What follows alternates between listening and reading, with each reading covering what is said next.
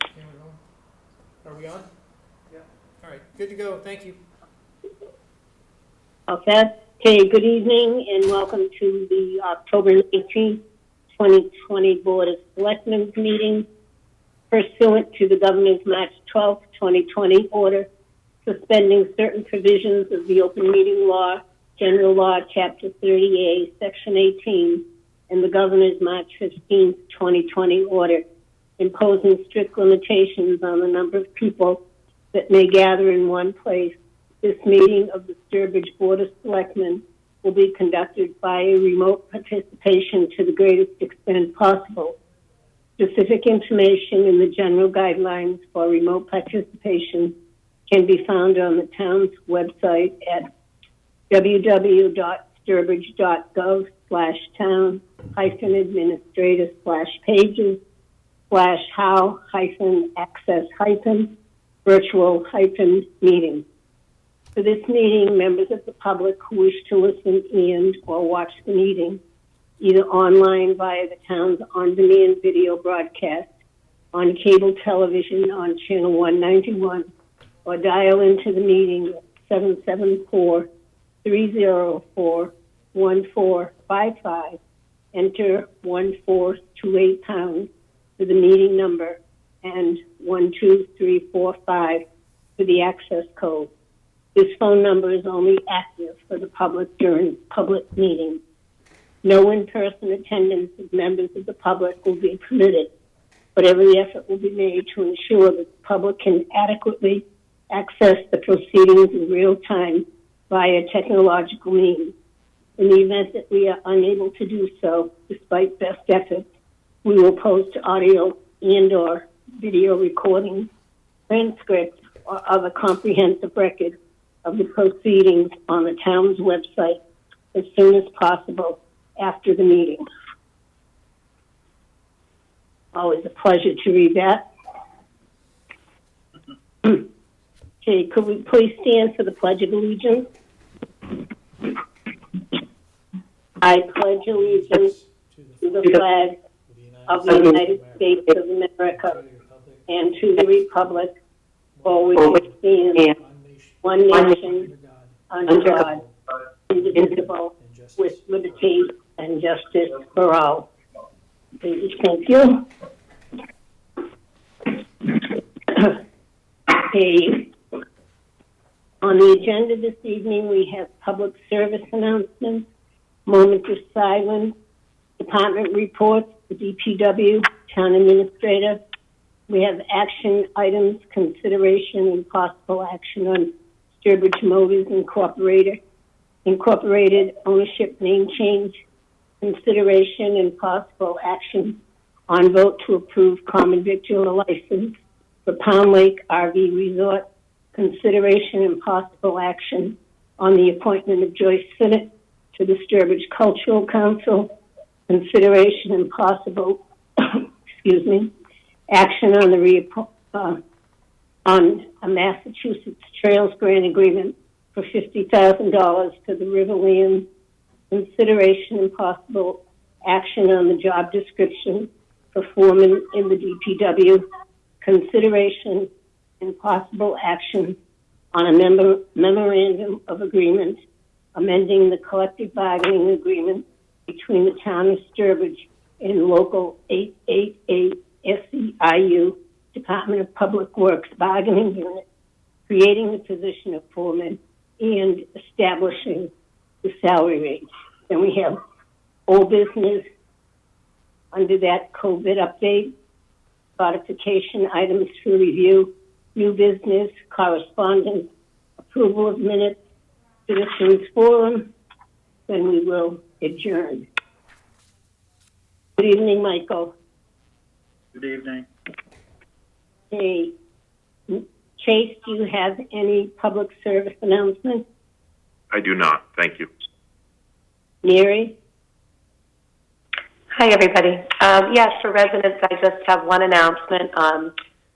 There will be a Home of the Brave roadways that will be held virtually. It's the second one. It's in honor of our veterans who are serving and who have served in the past. It's a great cause. It's a 5K. which is about 3.1 miles. It's virtual. The registration cost is $20. It's going to be held November 14th.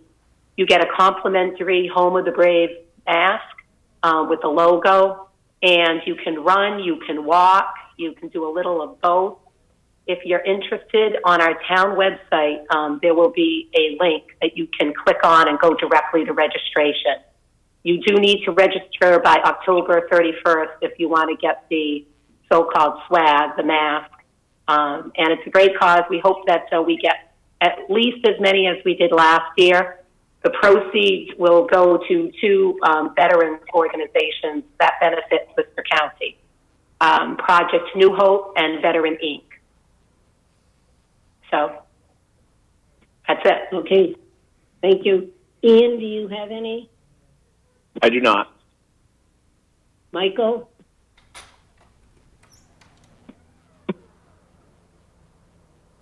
I'm saying this just for emphasis because I think the chair is probably going to say it as well. But I think the last day for voter registration is the 24th of October.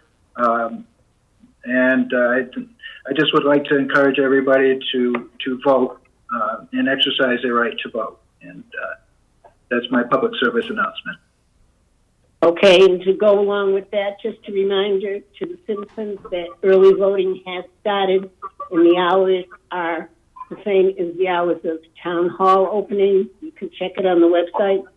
There are also hours on Saturday and Sunday. Okay, could we now please have a moment of silence for all those impacted by the COVID?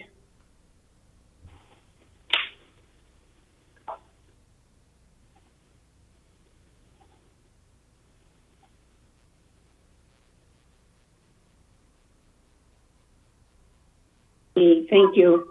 Hey, next we have department reports. DPW, Butch.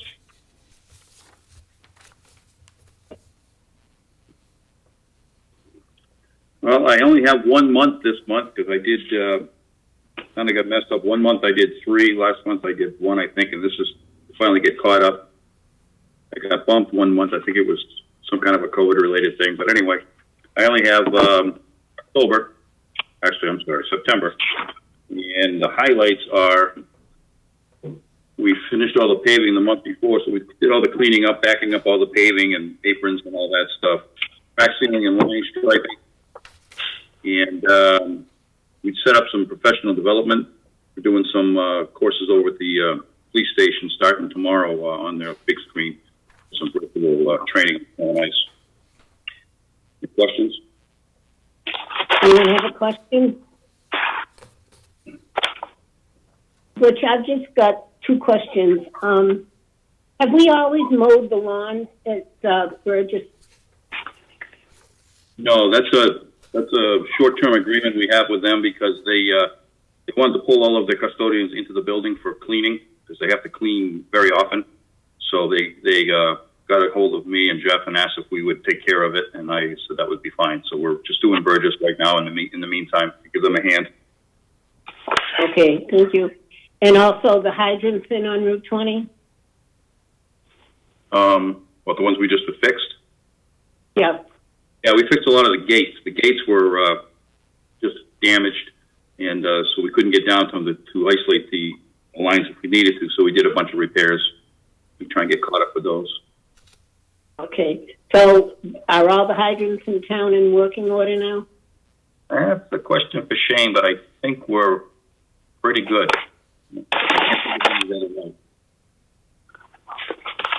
Okay, that's all I had. Do you have anything else for us? I don't know. Not yet. It's later on. Yeah, later on in the meeting. Okay, thank you on that, Butch. Okay, next we have town administrator's report. Thank you, Madam Chair. There's a number of topics on this report. Some are follow-ups from discussion items at the last meeting. If there's anything in particular you all want to cover, I don't know if you want to cover the heater tents under COVID or under my report, but that's up to you all. Also, If you look on the wine and beer licenses available, we do have one license available, and we have multiple businesses that would like that license, and I don't know if there's a process you all want to engage in to determine who gets that license. We really don't know who would be first come, first serve on this license, but, you know, I don't know if there's a process, or we just want to take applications and see where it goes. Yeah, we haven't run into this problem before. I realize it's just for packaged wine and malt license. Yes. Okay, and wine buyers had given theirs up. Now, the campground, I know are interested. There was a license down at the campground before. That's my They're understanding. not interested in having. They're not interested in having the same type license. I believe if you ask Mr. Moreau, he's on for tonight for his common vic license, he'd probably say he would be interested. So, Yes, that would be correct. so, Okay, because that would be kind of that would be an even swap, okay, because that was also a seasonal packaged wine and malt. So then that would still leave the one from wine buyers.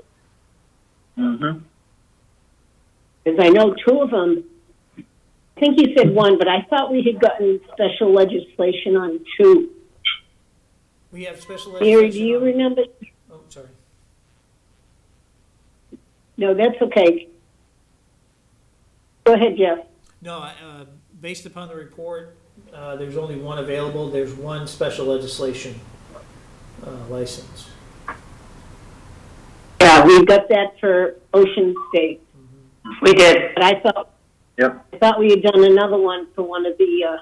I believe we did it for what used to be Extra Mark 131, which changed hands. And now I don't recall what it is, but they sell alcohol now. So I believe that was the second time we saw special legislation. Yeah, I think that was a full alcohol license, not wine and beer. Right, they sell hard alcohol as well, but again, it required special legislation. Right. Because it was an extra package store. Okay, what's the board's thought on it, seeing as we don't have a policy? Well, is this going to require special legislation or not? No, their wine buyer, No. when they closed in 2018, surrendered theirs. So recently, it's been brought to our attention that we do have one available wine and malt license. Oh, okay. But shouldn't it be true, though, with Waterworks, Waterworld, or whatever it was, Yogi Bear? They surrendered theirs, too. I can look into that. Okay. Well, I don't have a problem.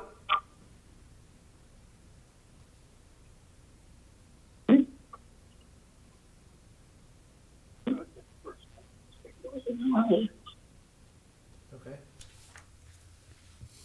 Hey, you can check on that. You know, other than that, I personally just think it ought to be first come, first served. But after you check on that, Jeff, we can Okay. revisit them. Okay? Very good. I'll do that. Anyone else have a comment? No, I Mary? agree with Mary. First come, first serve. I've always voted against special legislation that exceeded the state limit, so I voted against the former Extra Mart, whatever their new business is called. And but if there's a license, a permit available, then I don't have a problem with it. Okay. Okay, anyone else? Okay, Jeff, you can continue. Okay. Is there any other comments on my report? We have a couple marijuana things that may lead to some discussion. And I have a couple of additional items that we got in over the weekend.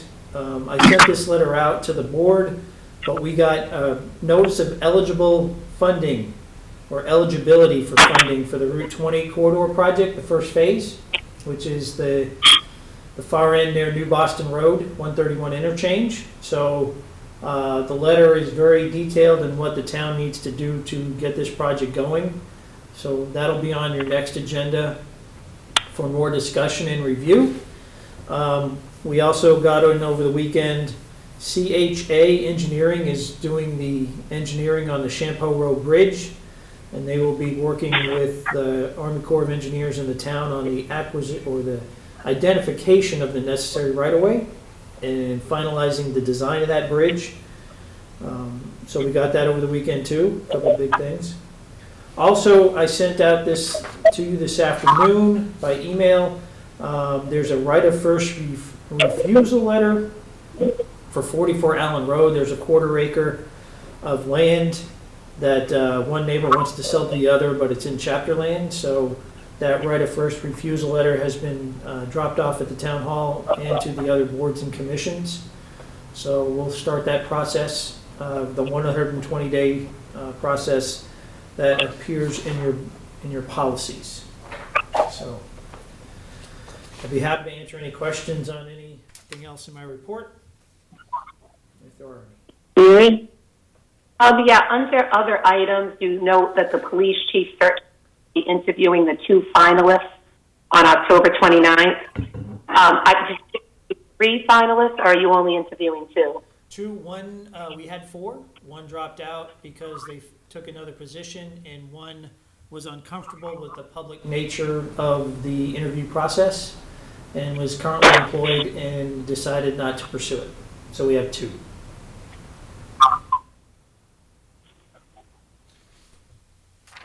Okay, I don't have the chart in front of me. Does it require 3, or is it at the search committee's discretion? I think something about, I thought I recalled reading something about interviewing 3, but I'd have to pull up the chart. I can read the chart. I could be mistaken. Maybe I'm getting it confused with selecting the Board of Selectmen, the town administrator. But I thought it talked about interviewing 3 finalists.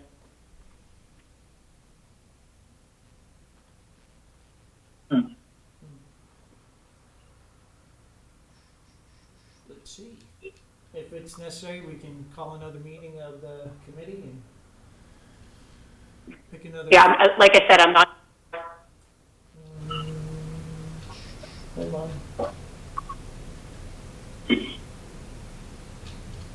Trying to find that page.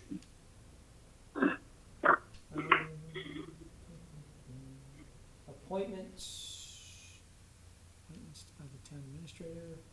Procedure for appointment of department heads, fire chief, director of public works, and police chief. Upon vacancy, the town administrator shall appoint a 5-member search committee consisting of the following: town administrator, 2 voters not currently employed by the town, 2 members qualified to assist in the search process and appointed by the town administrator. The search committee shall screen all applicants, interview the top applicants at a legally advertised public meeting, and the town administrator shall select the best applicant for appointment, subject to confirmation by the Board of Selectmen. It is silent on the number of interviewees. You're right. I must have been looking at the town administrator. We interviewed 3. So yeah, it's however many top applicants you decide. Okay, All right, thank you. Any other questions on my report?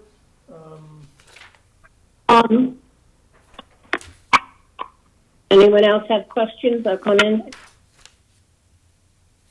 Jeff, on the Route 20, I'm sure when you present it to us, you'll have an estimate on what the engineering will be, seeing as the town will be paying, and where we'll be getting the money or taking the money from.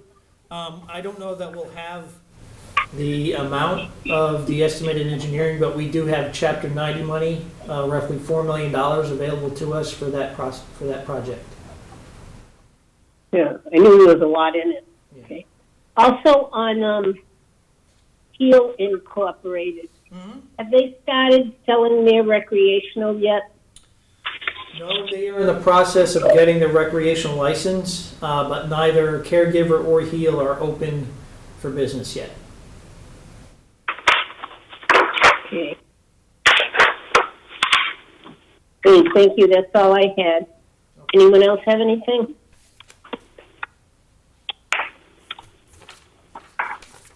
Okay. Thank you. Sure. Okay, thank you. Okay, next we have consideration and possible action on Sturbridge Motors Incorporated ownership name change. Everybody looked that over?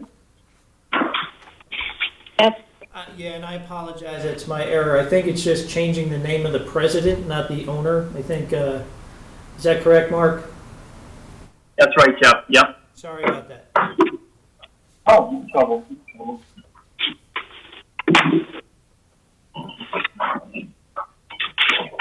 Just so you know, there is a requirement on the license for the, let me see, for the signature of the finance director, the board of health director, and the zoning enforcement officer. We do have approval from the finance director and the board of health director, and the zoning enforcement officer is on vacation this week. So we'll track him down for his signature.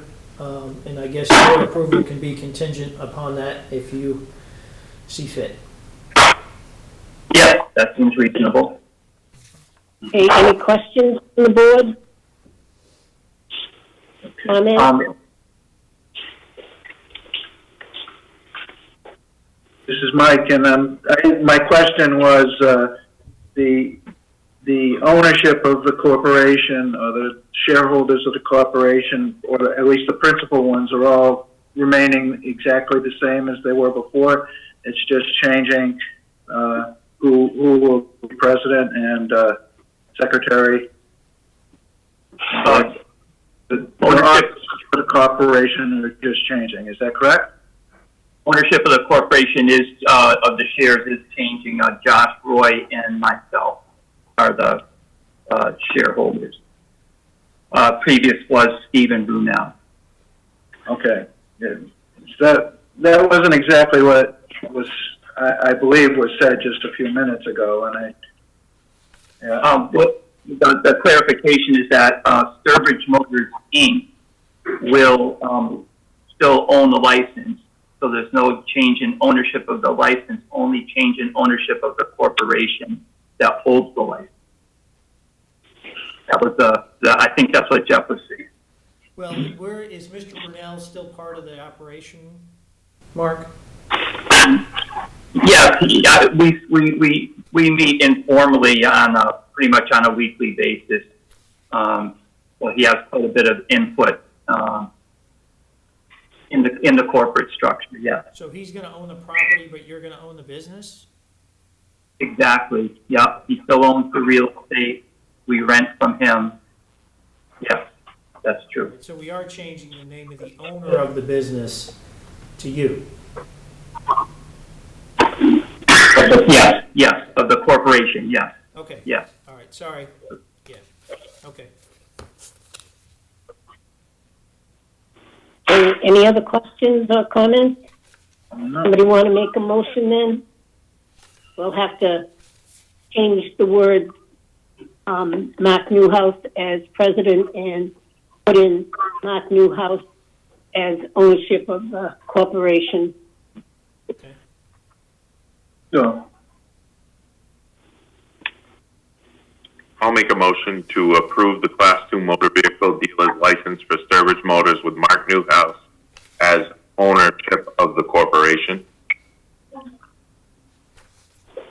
Okay, what about contingent on The zoning enforcement officer's signature. a second? I'll second. Mike? Okay. Yeah, Okay, Mike, how do you vote? Yes. Mary, how do you vote? Yes. Ace? Yes. Ian? Yep. And I vote yes. Okay, thank you, Mark. Thank you for your time and consideration, ladies and gentlemen. I appreciate it very much. And then, so just as clarification, the zoning person is the last one to sign off on it. Is that correct? Yes, that's Yes. correct. Yep. Okay. And what about a rough time frame for that? Would he be back in the next couple of weeks, a week or so?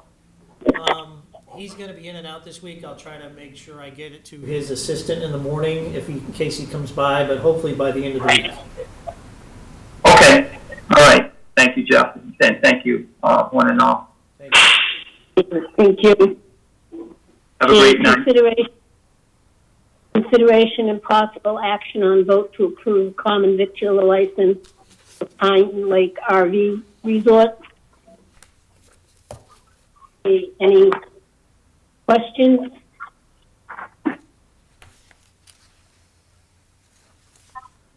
Comments? Hey, somebody want to make a motion then? I will make a motion to approve the common victual license for Pine Lake Mike. RV Resort. Is there a second? Second, Chase.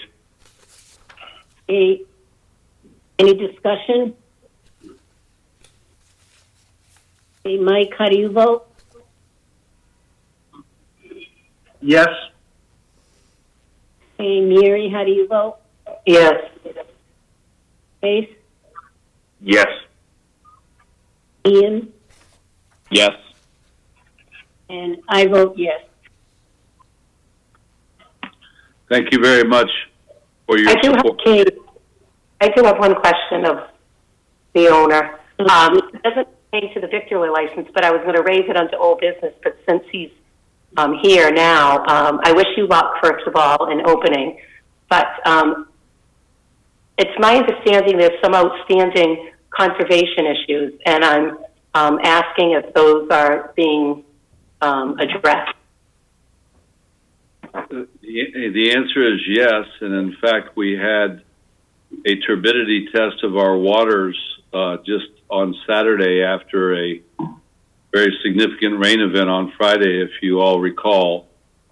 And I'm pleased to announce that at all of our outlets for water that may flow into a stream, our turbidity test was 7 or below, with some as low as 2s and 3s. Jeff, I will be sending you the results of that testing, and the common standard from the Mass DEP and other agencies such as the EPA, you have a turbidity problem if you have turbidity above 150 to 270, and we're at 7 as a max.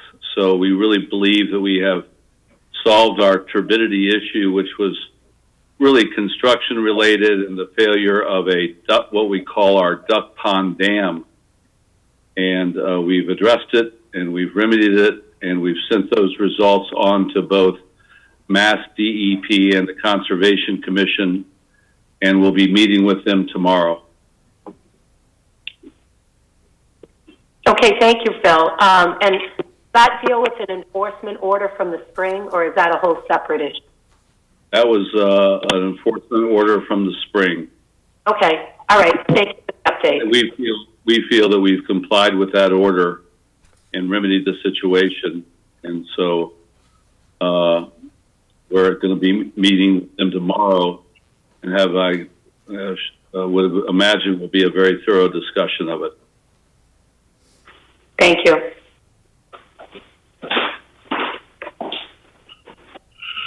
okay, next on the agenda we have consideration and possible action on the reappointment of Joyce Sinnott to the Sturbridge Cultural Council. Okay, is there any comment or question?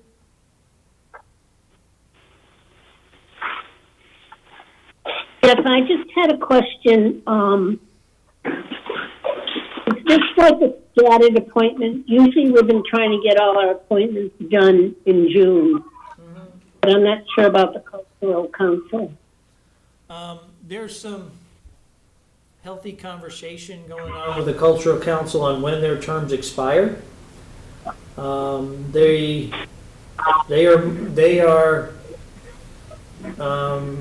go by the state guidelines on terms of office, and it's not defined.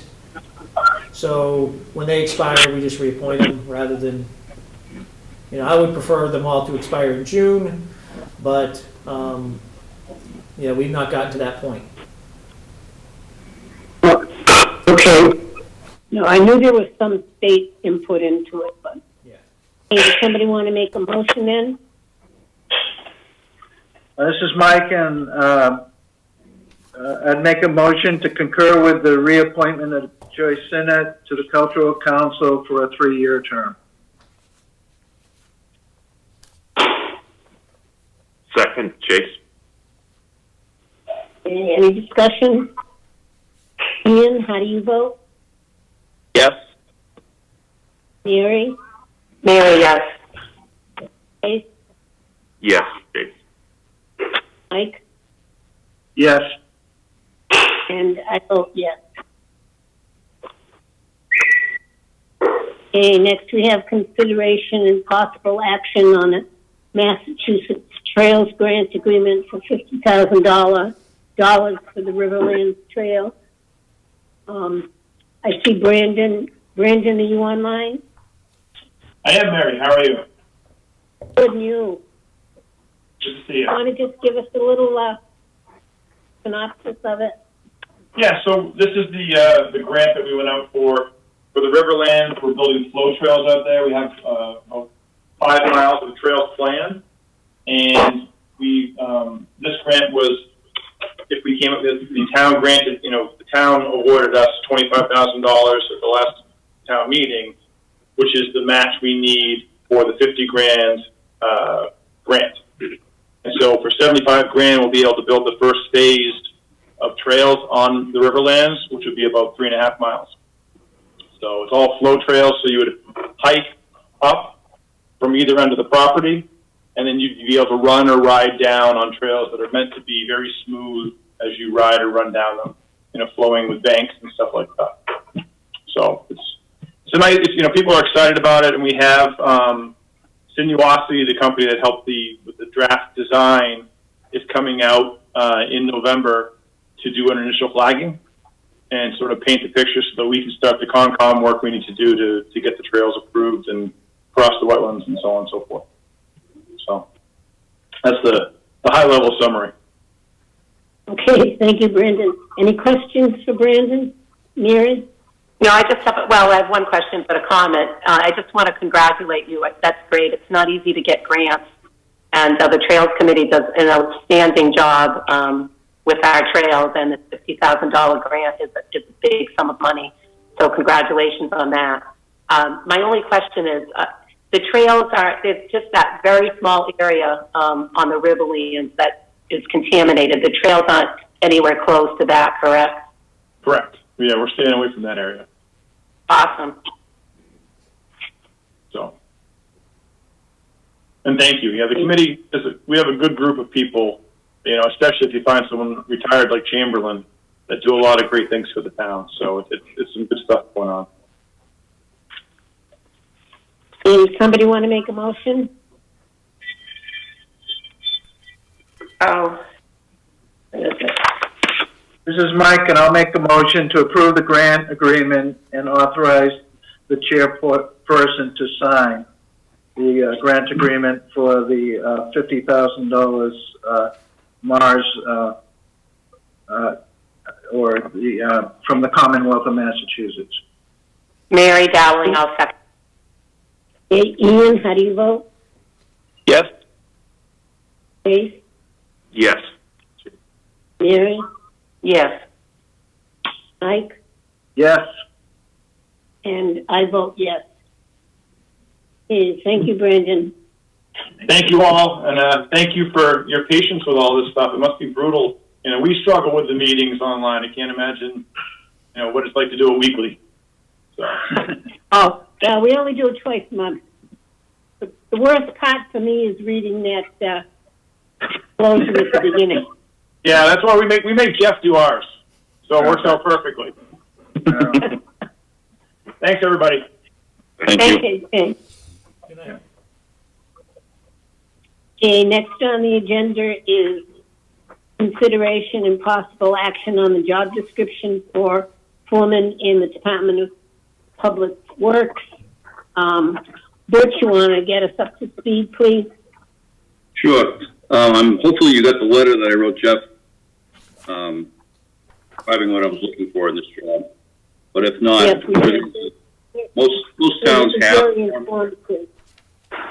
The thing is, most towns have a foreman, and within the last year, I've realized that we have a kind of a large gap between Mark and the crew chiefs, because the crew chiefs really aren't foremen. They're like the crew leaders. They take a small crew and they go out and do small projects individually.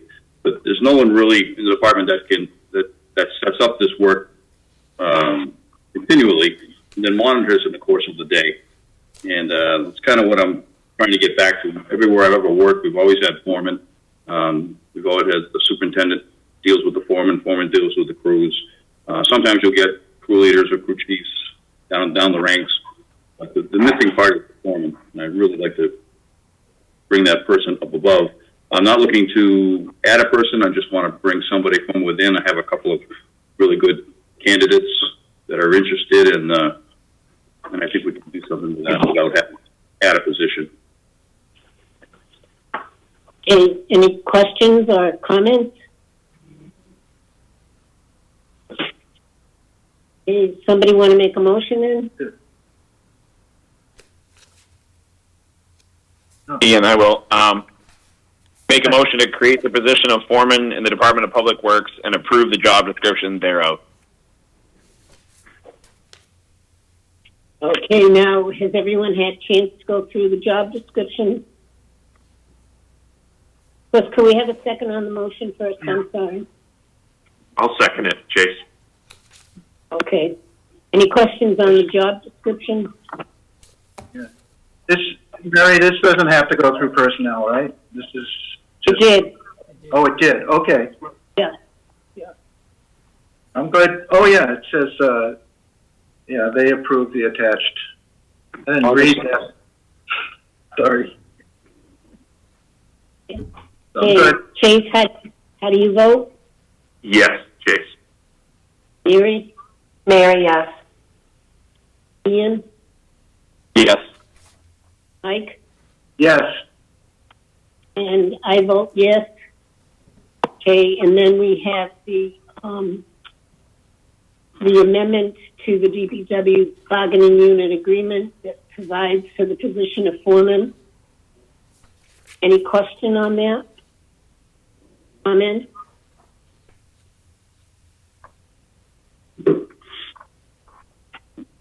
Somebody want to make a motion?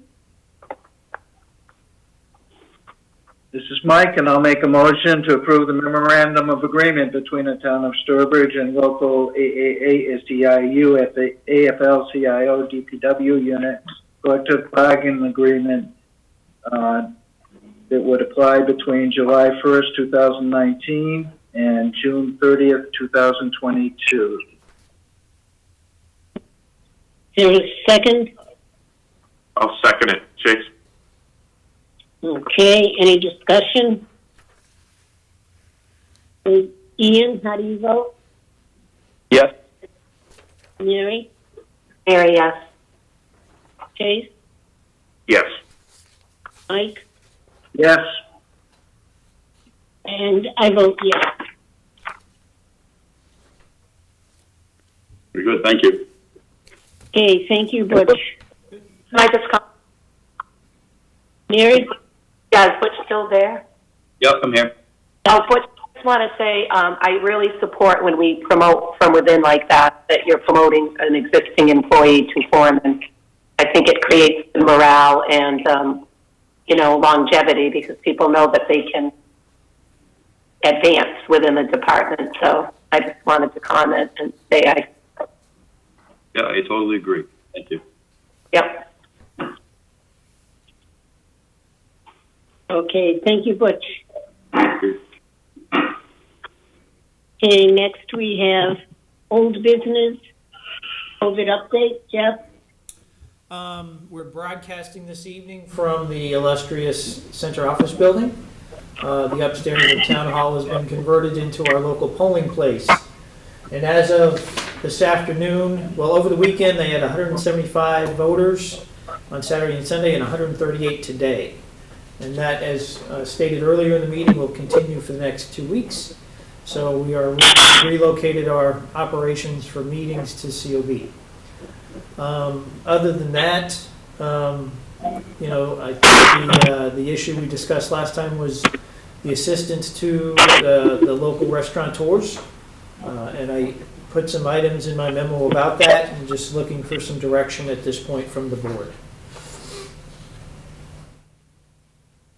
Thoughts from the board? Ian?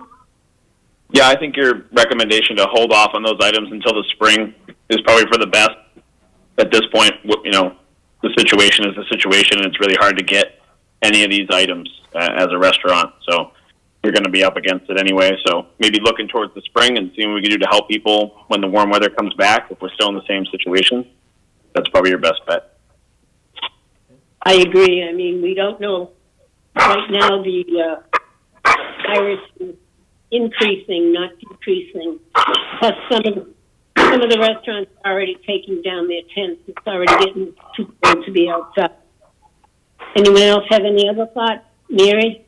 Well, I know I've been supporting it right along.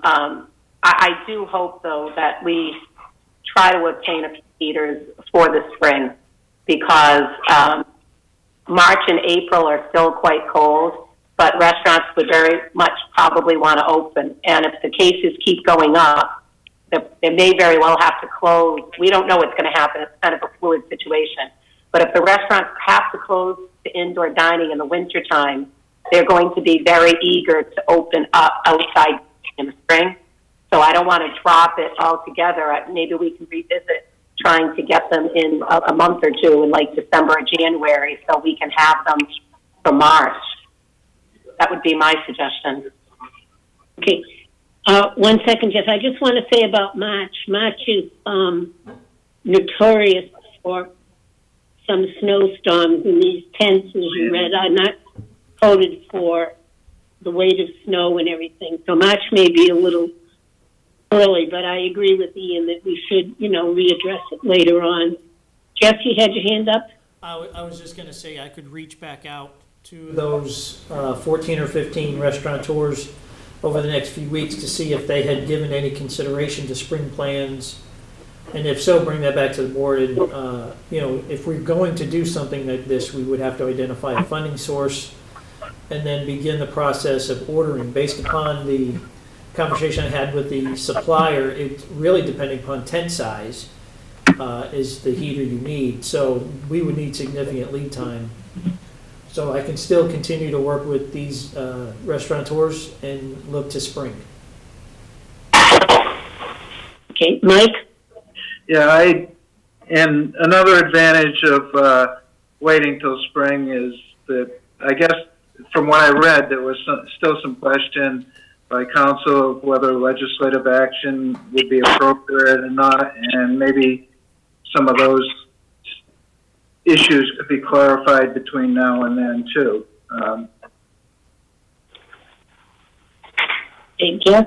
Just a clarification on that, Mike. I apologize. I wasn't clear in the memo. That's only if we wanted to provide direct cash from the meals tax back. So the heater issue is, you know, we either get a reserve fund transfer,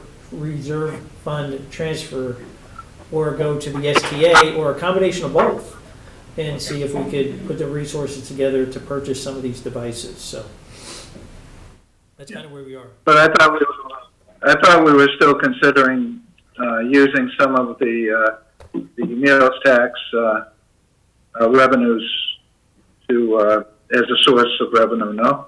No, it would be the STA, which I brought up to them at their meeting last week. They're aware of the discussion going on, or a reserve fund transfer, and have not brought this issue up to the finance committee yet. Because we, you know, once we have a solid plan, we'll will go and get their input. Okay, Very good. anything else on that? Hey, anything else on the COVID update, Jeff? That's what I have, for now. Cases keep going up. Everybody's just gotta refocus, right? Refocus. Keep your mask on. Mm-hmm. Wash your hands. Yeah, Yeah. There you go. That's all I have. don't go into crowds. Okay, next we have the codification items, Jeff. Yes, as requested by the board, I went through the document and identified those things that I think perhaps you would require your attention. There could be other items if you've looked through there that have your interest. So I would apologize if I missed anything in particular. But there's a list of 30 plus items. Generally speaking, a lot of the changes, actually all the changes are technical in nature. There's nothing substantive because that's not the process we've engaged in. A lot of the changes when it comes to the regulations and the ordinances are removing the actual fee, the amount of the fee from the bylaw, and allowing the board at a later date to compile those into a motion or a resolution that you would set those annually or whenever necessary to change those without amending the bylaw. That's a huge part of this process, and same with some of the fines and violations. The Board of Selectmen would determine those, probably provide some addendum to the code that you update or review annually or some other periodic time to update those and establish those by motion of the Board of Selectmen, rather than, again, having to amend the bylaw at town meeting to reestablish a fee. That's one of the big picture items that the board would be interested in. The other things on this list are, we made recommendations. All the marijuana items, if you look at that, the Cannabis Control Commission regulations have been amended frequently since you've adopted your local bylaw. And those references and those citations have changed. The regulations may not have changed, but the citations have, and that's what you're seeing in the codification. And then we have some very, superficial decisions to make. The color of the binder, the color of the lettering on the binder, those things, if the board has input on that, we'd be happy to hear. Okay, any comments or questions from the board?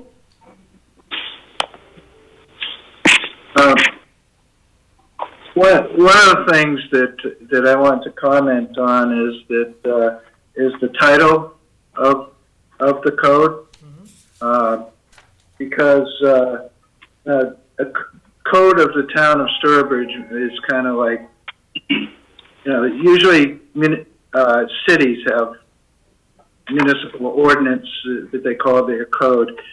Towns, historically in Massachusetts, have had a charter, if they do have a charter, bylaws and regulations.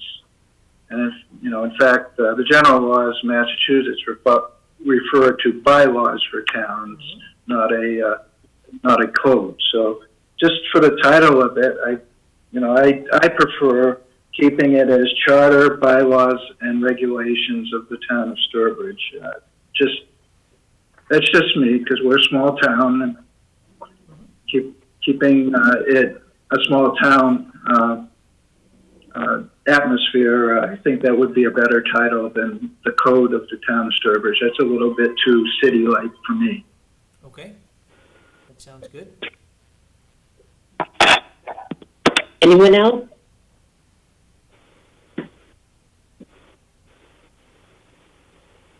Yes, thank you for going through it all and picking out those points. Okay. The whole thing was interesting to read.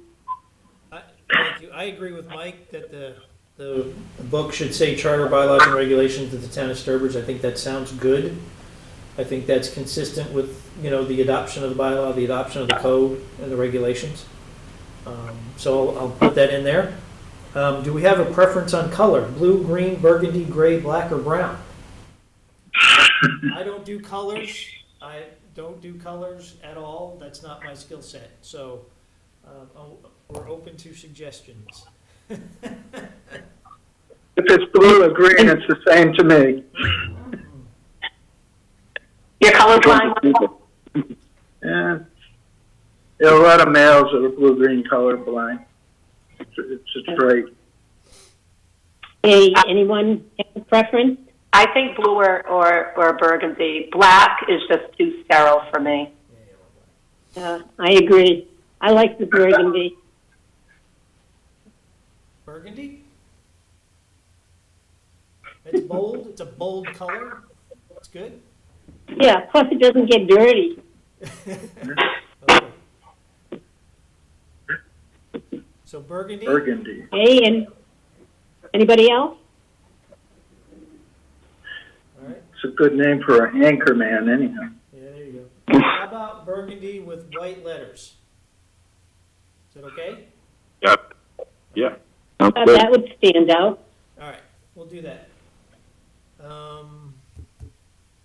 So of the, on the document itself, so the recommendations that are on the solicitor are acceptable, or are there any in particular you want to review some more? And again, all the fines and all the fees will come back to the board for adoption at a later date. What's the board's feeling? Do you need more time to go through, or is everything set it?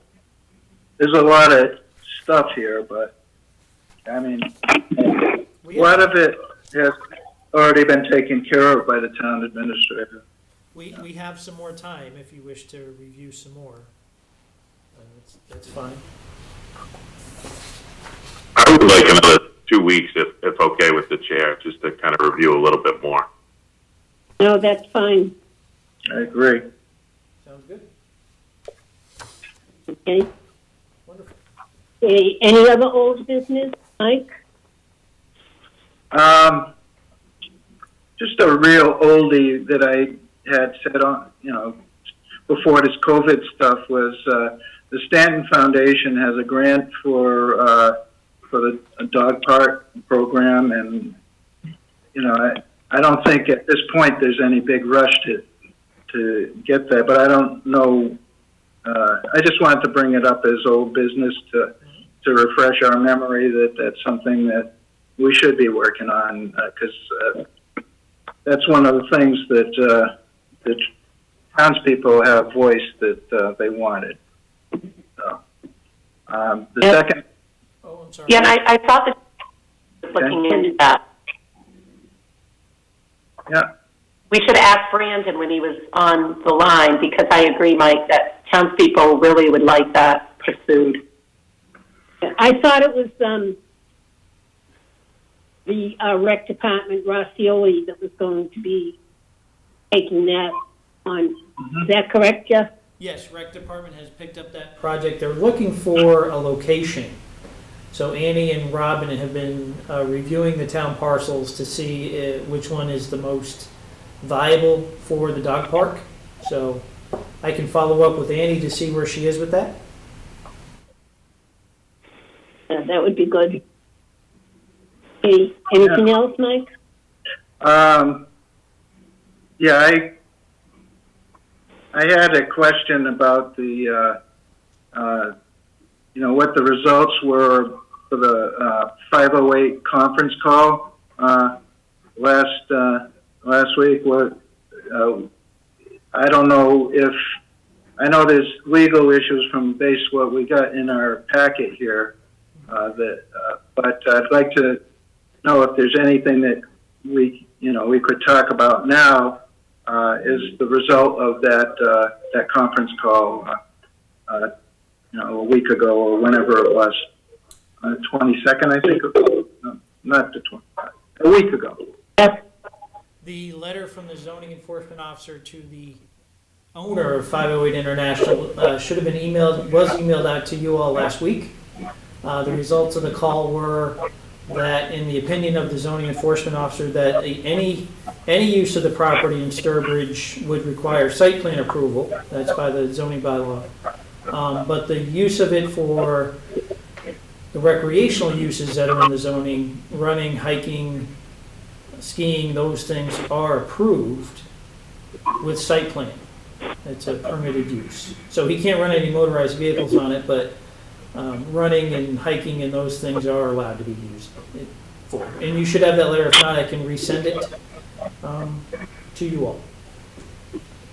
Can I just comment? Does everybody have it?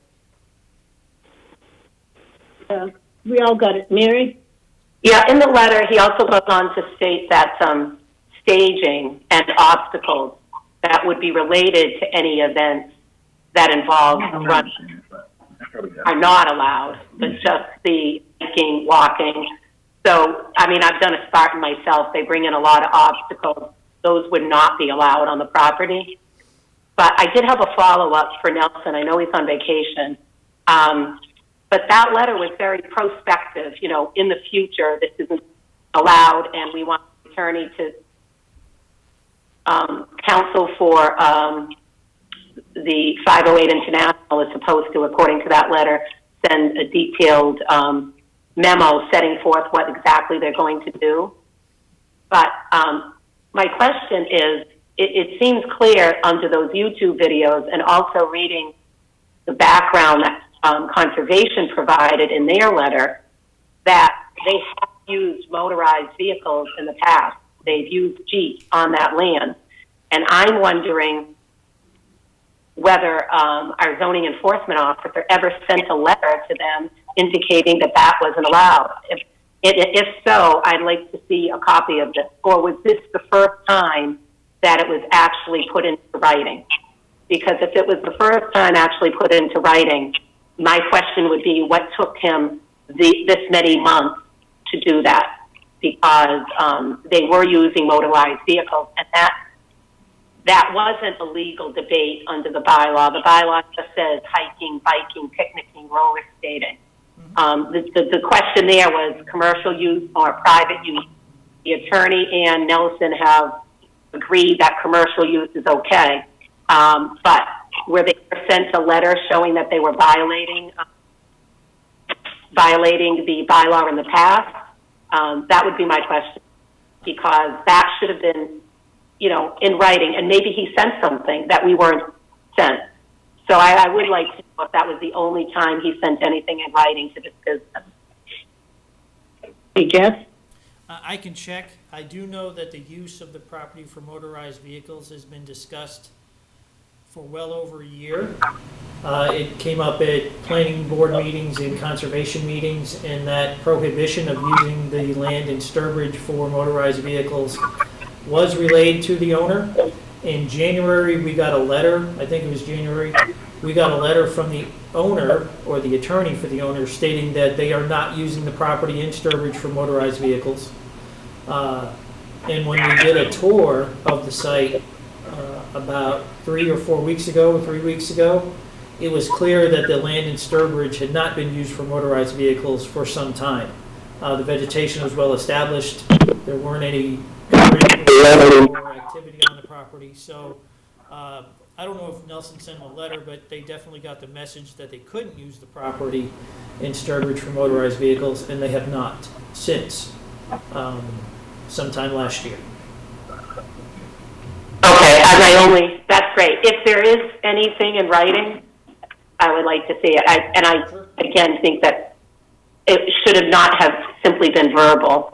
If you look at the September letter from the chair of conservation, they indicate that at an August 25th, 2020 site visit, which would have only been, 3 months ago, vehicular use, including tire ruts, were observed. So there's some disagreement as to when they stopped using vehicles. So again, if there's anything else that Nelson gave in writing, and if not, if this has been going on for a year back and forth with planning, I would have thought another letter would have gone to them in the past, but that's it's just not the use of the motorized vehicles. They have an application before the Conservation Commission for the replacement of a dam. So they have an active application. They are in the process of identifying the wetlands on the property and the trails. So this conversation of its use, I guess, predates many years. There's been conversations with them before. So. I understand, but no, yeah, I understand. Just saying, everyone seems to agree that Jeeps are not allowed, and it's, did they get anything in writing setting forth that? Because, again, they're saying in August they saw a tire rust. And since we're on the subject, I am going to request that the chair set an agenda item for conservation and the agent and the chair to come in and explain in more detail this September letter that we just got. I had actually got, as you know, a few weeks ago, I said there's a YouTube video that a resident alerted me to watch. This resident then followed through with, did you get this letter? I mean, it's a public document. I hadn't. So I reached out to conservation because we didn't get this in our packet from a month ago. So I would like, at an upcoming meeting, if conservation could come in. I know that they've been to Superior Court, so I don't know if it would be appropriate for executive session because there was pending litigation, or in open session. I personally don't care, but I would like them to come and explain exactly what's going on with conservation and 508 International, because I do have more questions. And I spoke with the conservation agent, and I could be mistaken, but she had believed that possibly we own land there that may have been utilized, actually the town of Sturbridge's land. So I think it would behoove all of us if we had an update from them directly on this. So I'm going to request it as an agenda item. Okay, do you have that down, Jeff? I do. Awesome. Yeah. Yeah, if that letter that Mary referred to, the September letter, if that could be in our packet with that agenda item, I'd like to review it. Sure, it was my fault. It was copied to you all and then transmitted to me, but somehow it didn't get to you. I sent it to you last week, but I will make sure it's in your packet when we do discuss the item with the Conservation Commission. It's in our packet this week, Mike. I think. Yeah, I think it is. There's a couple of them. I don't know. There's a couple of them. And there's maps, and it's fairly complicated, so it would be nice to get an update directly from them. Yep. Hey, Mary, any other old business? The only other let's see. Oh, yeah. I did speak with the chair of the Board of Health, and she is waiting for the contact information for the applicants to track their counsel. She did cite to me the title and the chapter titled 1051. So that's 26, chapter 111, section 143 that she's calling noisome trade. And in any event, I would want to reiterate if Jeff could please send the contact information. She will come up with a formal memo from the Board of Health if she needs to, but as a matter of courtesy, I don't think that should be necessary. Okay, best of knowledge, she has not requested that from me, nor has the agent, but I can send it to her. Okay, great. I had requested it about a month ago in a Board of Selectmen meeting, but we cover a lot of things, so maybe that fell through the cracks. Okay. And then, are we on new business or old business? Old. Okay, I'll wait. Hey, Chase, any old business? Yeah, just actually about the racetrack there, I wanted to say that I received a packet in the mail that was really nice and it was informative. I didn't know if any of you guys had received it, and I just thought it was a nice gesture by the owner. Chase, that was my new business. Oh, all right. I'll talk about it after. No racetrack. Yeah. Okay, anything else, Chase? No, nothing else. Okay. Ian, any old business? No. Mike? You already did, right? You already did me. I'm not going to go on. And I don't have any old. Okay, new business? Ian? Somebody already brought it up, but I received the same packet that everybody else did about the racetrack, all the details. Okay. Chase? No. Mike?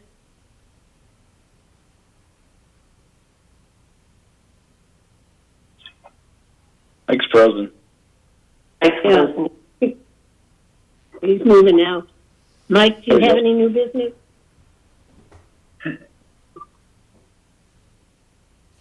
No new business, Mary. Thank you. Okay. Mary?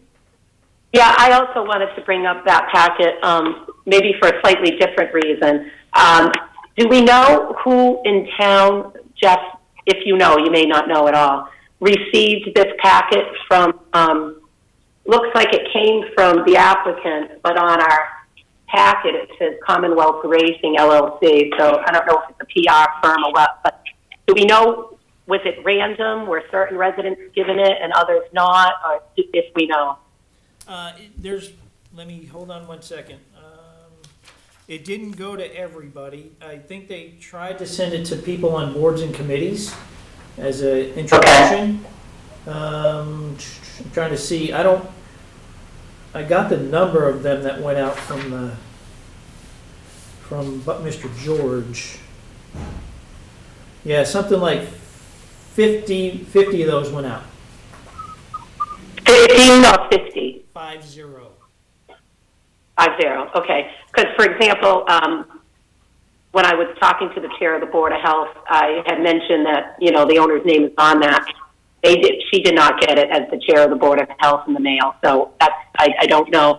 And then another resident got it and wondered if we helped formulate the packet, and I said that did not generate from the town. Nope. So there were some questions. I personally had a question because under the page that says vision, it talks about sports racing, sports wagering, sports betting, and racetrack betting online and in person. And I know the applicant raised that with everybody as well about having sports wagering too. But then on one page, it says most states, et cetera, permit some form of alternative gaming, whether slots, pool casinos, or sports betting. Mm-hmm. And then the next bullet says alternative gaming options are necessary. And that is very vague. Is he limiting his application to sports betting? And if so, I don't know why he's talking about alternative gaming options rather than just saying sports wagering. So that would be my question to the applicant. And also, Jeff had indicated that we're in the process, the town, our attorney, back and forth, formulating the bylaw. And my question is twofold. Is the bylaw going to be sufficiently clear that it is allowing a racetrack with sports wagering, or is this bylaw getting drafted more broadly to encompass alternative gaming options, which would include slots, casinos, because that really didn't come before the board. And I want to know, would he have to go back and get another zoning change to have casinos and slots? That would be my question to the applicant. Hey, Jeff? Yes, I got one of those too, and Gene started getting phone calls the minute the mail started getting open about the slot comment. That was an unfortunate addition to that packet. The marketing people that are working for the racetrack took excerpts from a study and put it in the letter. Mr. George has acknowledged to me that slots are not part of the program, and the bylaw will be written very, very narrowly to include only sports betting or the racetrack betting, period. No casinos, no slots, none of that. So future marketing pieces and more in public information will be very specific on what this is and what it's not. And it's not a casino and it's not a slot avenue for slots. It is a racetrack in sports betting. Okay, thank you for the clarification because it was extremely, I guess I want to say misleading or vague, let's put it that way. Also, since the Board of Selectmen are actually sponsoring the zoning change, a lot of times it comes from the planning board zoning changes. I mean, I can recall only one instance, and that was when we sponsored the zoning on not allowing recreational adult use marijuana based on the townwide vote, and we sponsored that zoning change. So since we're sponsoring it, I would like to be copied. I think the board should be copied on the language of the zoning bylaw during the negotiations process. I'm interested in knowing what the applicant's proposing and what the town's proposing, particularly in relation to how narrowly it's going to be drafted. So I think it's appropriate because it's not the planning board sponsoring it, we are. So I feel like we should be up to date, not just on the final product, but on the process itself.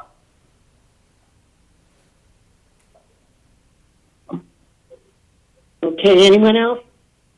I'll review that with town. Okay, and I'll review that with town council. They'll all be marked drafts, so they're not, the concern I have would be a lot of different variations of this bylaw being out there, not just the final version. We can provide the board with updates on where we are in the current draft. I think, that's fine. But I would not want to distribute this out there because it would probably create a lot of confusion based upon the final version. It's been through a number of iterations, but I'll be happy to get you the current version marked draft. Well, the current version, yeah, and especially, I mean, it's not going to be out there to the public.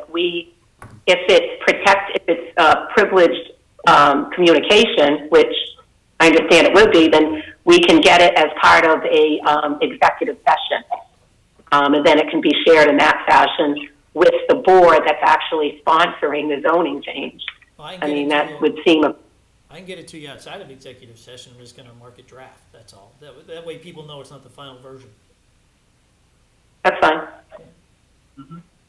Okay, and I have no new business correspondence. Mike? Okay, we got a letter from Charter Communications regarding upcoming changes. That letter was received on October 8th. It was dated September 30th. But it's kind of important because people should pay attention to this because they are actually changing the due dates on your bill.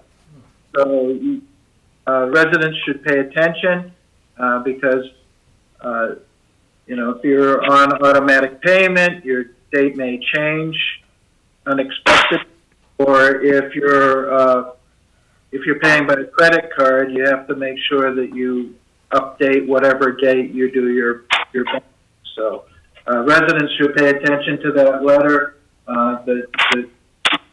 And the upcoming, as of October 31st, effective October 31st, your due date on your bill may change. The second piece of correspondence was from Senator Ann Goby and requesting that public comment, or at least an email about the opportunity to submit public comments on the Student Opportunity Act, and specifically regarding the amount of payment for the or the contribution, the town's contribution for the Student Opportunity Act that's currently before the legislature. So, people can if they're interested, they can get more information online on the state website. The third letter we got was a letter from the Rotary Club of Starbridge, England, and it was an invitation for a live Zoom greeting on October 14th, which was last Wednesday, and that opportunity with exchange between the Rotary clubs.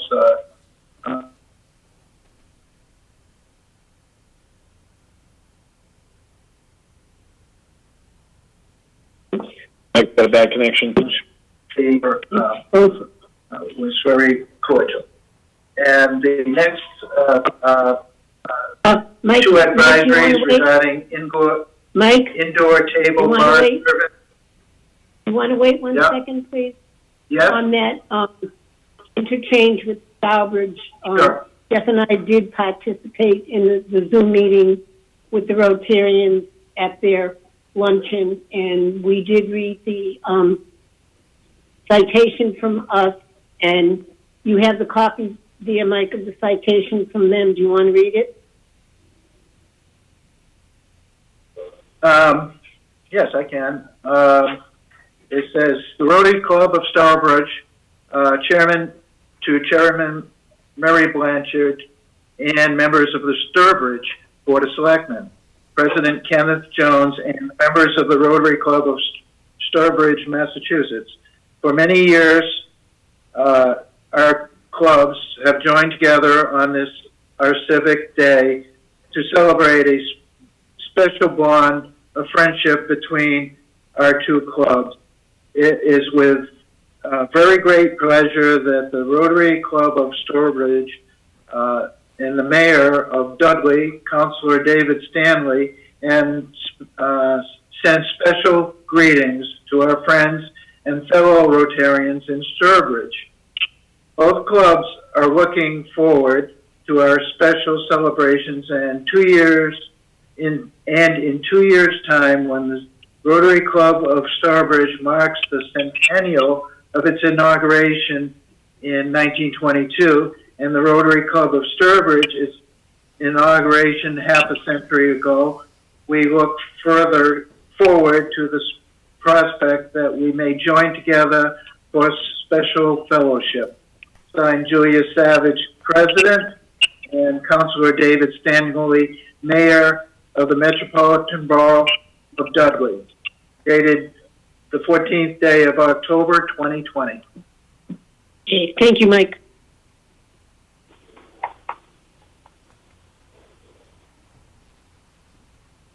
And if you'd like to continue.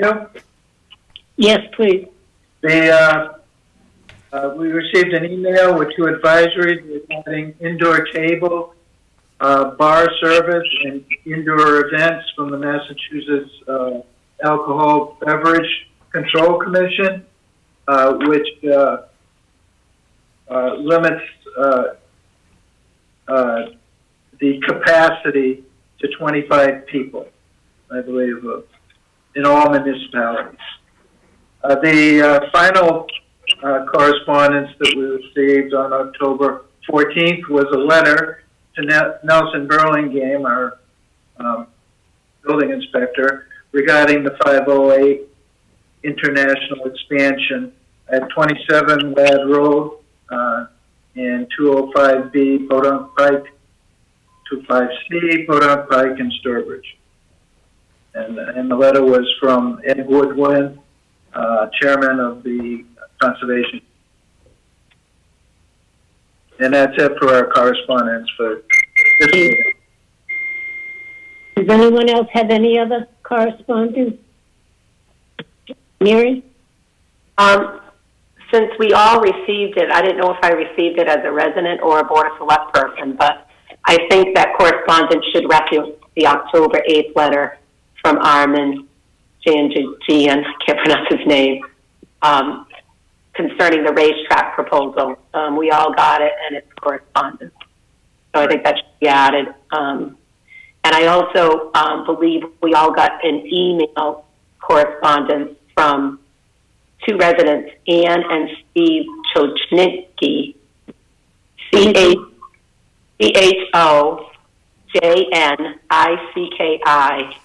for Alex's benefit, dated 10/7/20, which is basically a character reference for acting chief dessert to be appointed chief. And it also raised some concerns about the selection process. So the board knows I forwarded it to our town administrator. I don't know if these residents sent it to him initially, but because he's in charge of the search process, I forwarded it to him for his review and for him to share with the search committee. And those were the only two pieces of correspondence that I think should be added.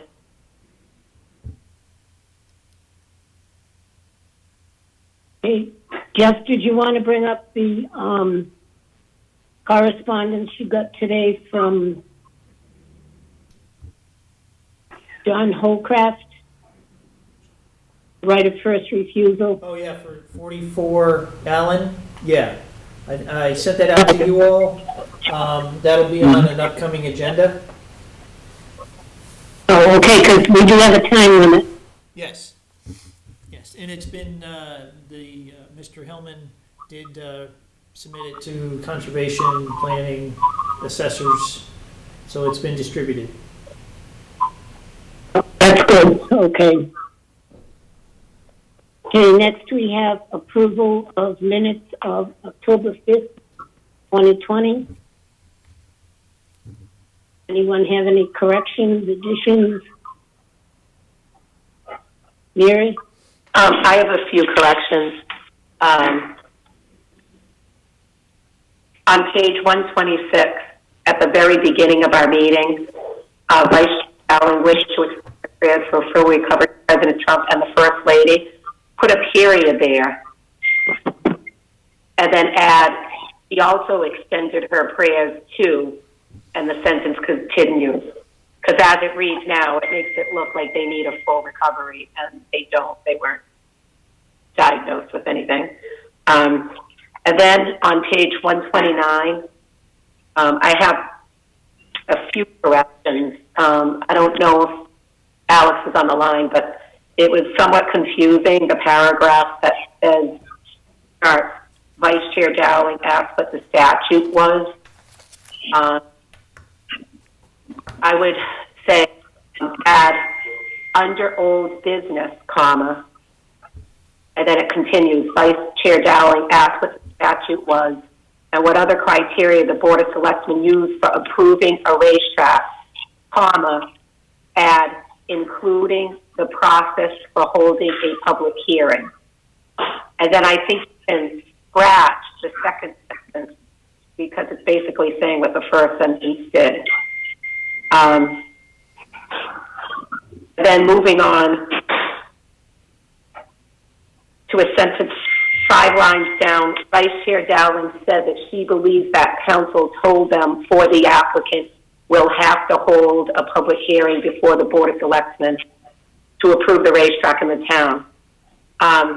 Vice Chair Dowling said, cross that she believes that council, and say Vice Chair Dowling said the applicant's council told the BOS that they will have to hold a public hearing to approve the racetrack in the town. And then the next sentence is like 4 lines long. I don't think it makes sense. Just scratch that whole sentence and replace it with Vice Chair Dowling requested that they receive guidance from town council as to what the legal parameters are for holding a public hearing. And then and then the last change would be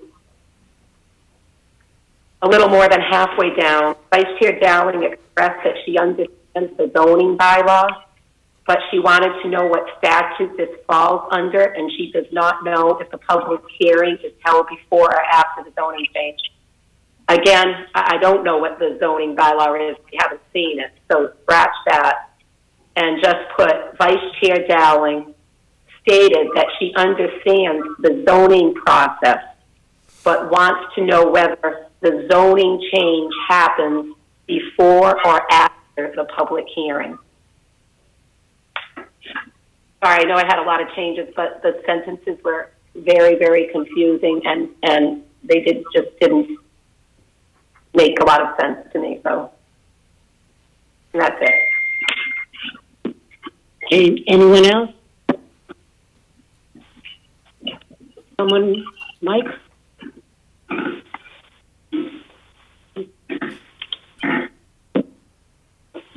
Froze again. Yeah, Mike, on the second page of the minutes, the fire flows, and it says that the flow positions of 40 psi or pounds per square inch. That doesn't make any sense at all. Was 500 gallons per minute with a pressure of 29 pounds per square inch.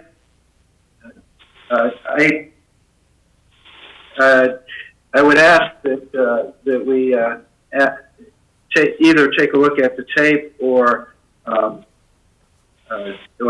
contact Mr. Gelbert to find out what he actually meant to say or did say, because it doesn't make any sense. And 500 gallons per minute at 29 psi for this exposure is kind of scary. So whatever he meant to say or whatever he did say or would like to correct in the minutes, so it does make some sense, I would ask that we amend it accordingly. And I would, I would approve, I would vote to approve the minutes subject to whatever edit the engineer puts there, because that doesn't sound correct at all.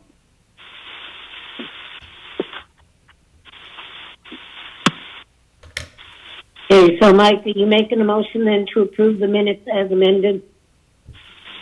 Yeah, unless anybody else has any comments, I'll make a motion to approve the minutes as amended.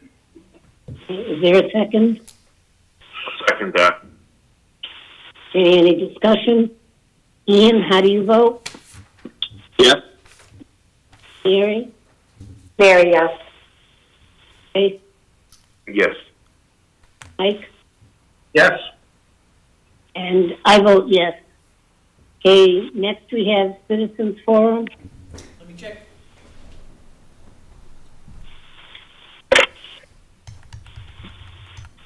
Good evening. Is there anyone on the line that would like to speak at the Citizens Forum for the Board of Selectmen? Hello, is there anyone to speak to the Citizens Forum to the Board of Selectmen?